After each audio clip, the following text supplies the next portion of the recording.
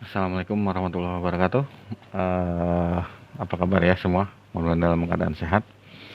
Eh, Bapak baru bisa sempat bikin video ini ya. Jadi ini pertemuan ketiga, keempat ya, ketiga ya. Lupa Pak. Oke. Jadi pertemuan ketiga ini tentang masih kita bahas tentang gambar ya. Nah, kalau kemarin sudah pewarnaan, sekarang tentang gambar lagi, oke? Mohon maaf, ini teori dulu, nanti baru praktek ya. Check it out, oke? Nah, di layar sudah ada materinya ya. Ini tentang gambar ya, raster dan vektor ya. Oke. Nah, kalau secara apa ya, kasat mata itu raster itu biasanya kayak pecah-pecah seperti itu ya. Kalau istilahnya itu game burik bukan ya, maksudnya gambar yang masih kelihatan pixel-pixelnya begitu ya, itu raster ya. Nah, sedangkan vektor sendiri dia kalau kita lihat secara gambar ini, kita zoom tetap besar ya, tetap bagus ya. Sedangkan raster kita zoom dia pecah-pecah gitu ya, bukan masalah buriknya ya, nanti masalah kita nyinggung-nyinggung game bola atau yang lainnya, oke. Nah, itu secara kasat mata ya. Nah, apa sih raster itu ya? Untuk raster itu adalah kumpulan bit yang membentuk suatu gambar ya. Itu yang pertama. Jadi sebenarnya gambar itu adalah kumpulan bit ya. Jadi kumpulan bit yang nanti bentuknya satu gambar gitu ya. Satu gambar. Oke. Kemudian untuk satuan titiknya itu sama dengan pixel ya. Nah, jadi satu satu titik satu pixel begitu ya.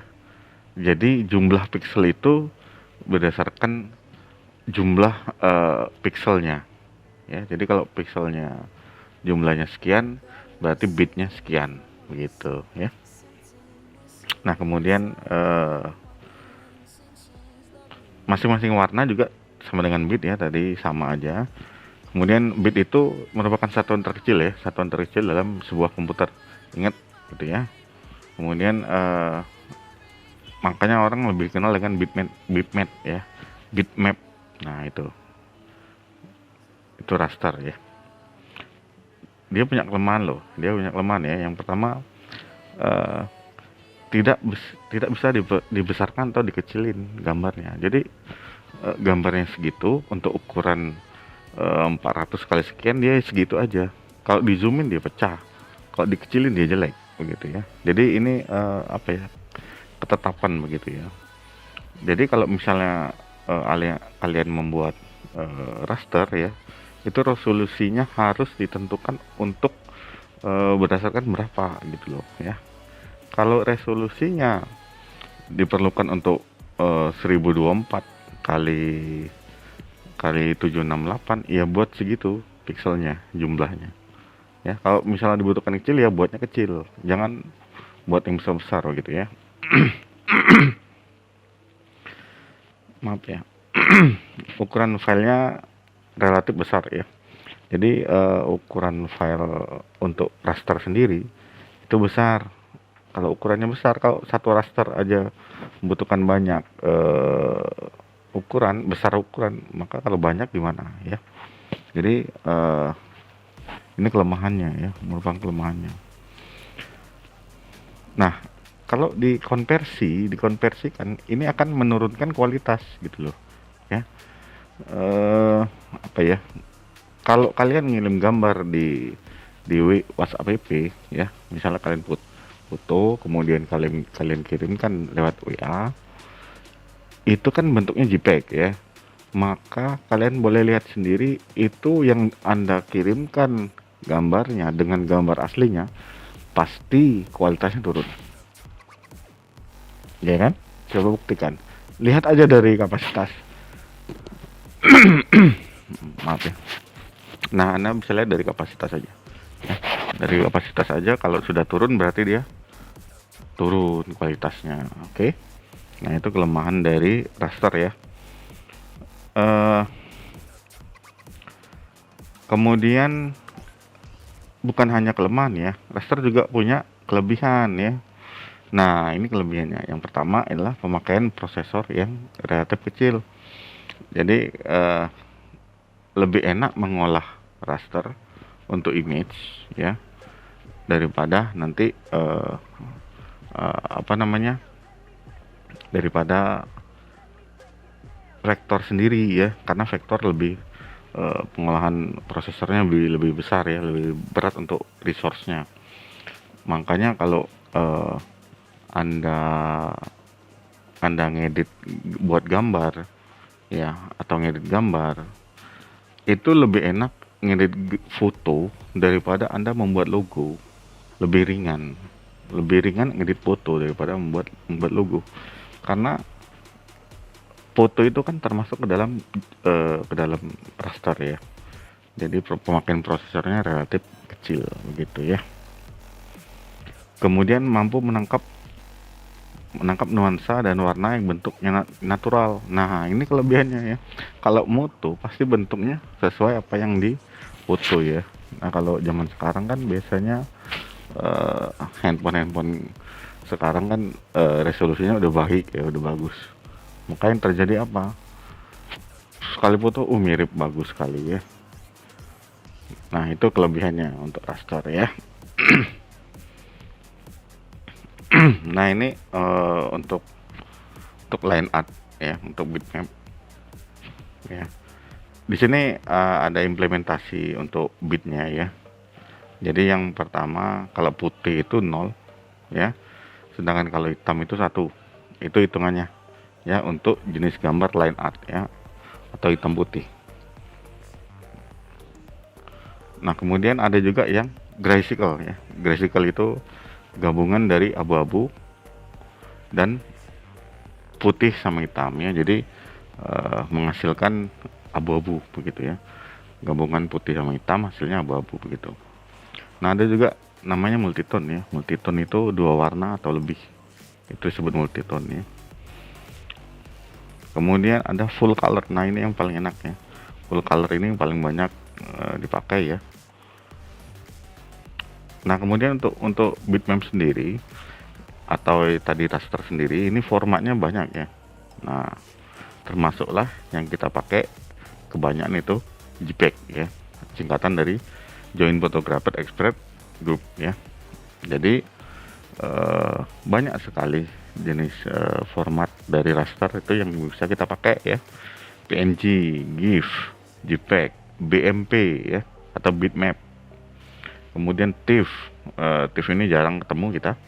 Kemudian PIC ini biasanya sering ketemukan di Windows ya, Windowsnya sendiri. Tagra, WMF ya.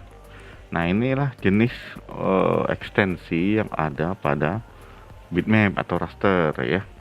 Kalian harus pahami ini. Ingat tadi kelemahan dan kelebihannya ya. Kalian harus paham itu. Oke, kita lanjut lagi ya. Sebelum kita lanjut, kalau ada pertanyaan masalah raster, silakan di kolom komentar ya. Oke, kita lanjut.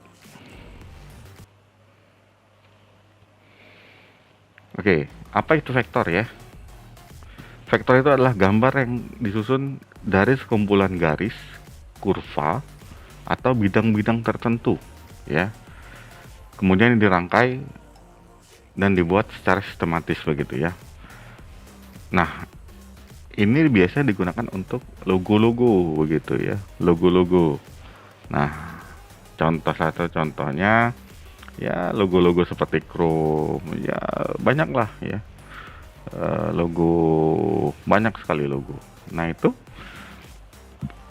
resolusinya independen ya, maksudnya begini, kalau kamu ngezoom gambarnya maka resolusinya ikut besar ya, gambarnya tidak akan pecah. Tapi kalau kamu kecilin dia ikut kecil, resolusinya ikut kecil begitu ya. Nah, kelebihannya ya, yang pertama scalable. Nah, yang barusan Pak omongin scalable ya, bisa besarin, bisa dikecilin dengan kualitas yang tetap baik, begitu. Ya itu kelebihannya ya. Kemudian ukuran filenya itu lebih kecil. Nah, ini menangnya ya, ukuran filenya lebih kecil, dia bisa di zoom, bisa dikecilin, itu tidak berpengaruh kepada kualitas objek ya. Nah, kemudian bisa diubah juga ke dalam 3D. Nah, ini biasanya digunakan untuk eh, apa ya, buat animasi dan sebagainya begitu ya. Nah, inilah kelebihan dari vektor ya. Vektor ini lebih tidak natural memang, tetapi eh, lebih baik penggunaannya untuk di video-video animasi begitu ya. Oke. Kemudian dia juga punya kelemahan nih vektor ini ya. Yang pertama, dia pemakaian prosesornya akan lebih besar. Nah, tadi yang Bapak bilang ya, karena dia tuh scalable tadi, dibesarin dia ikut besar skalanya, dikecilin dia ikut kecil skalanya. Dan itu tidak mempengaruhi kualitas objeknya ya. Maka prosesor yang dipakai akan lebih besar begitu ya.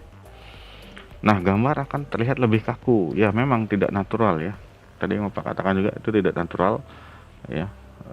Lebih kepada ke animasi atau cenderung lebih tidak seperti nyata begitu ya. Kayak ilusi gitu. Oke. Nah, untuk formatnya sendiri banyak ya. Ada SVG. SVG ini bisa dipakai di web dan sebagainya ya. Ada IPS, PDF ya. PDF Anda kalau punya file PDF, coba Anda zoom ya, apakah pecah? Tidak kan? Nah, itu ya. Kemudian peak ya. Oke. Nah, jadi materinya cuma sedikit ya, kita nggak apa-apa. Insya Allah kalau Bapak sempat nanti minggu depan kita udah mulai praktek masuk Photoshop. Eh, jadi kalau ada pertanyaan seputaran raster dan vektor, silakan Anda tanyakan ya. Jangan malu-malu, oke? Anda di rumah saja, semoga sehat lalu ya. Kita jumpa lagi minggu depan, insya Allah. Assalamualaikum warahmatullahi wabarakatuh. Ciao.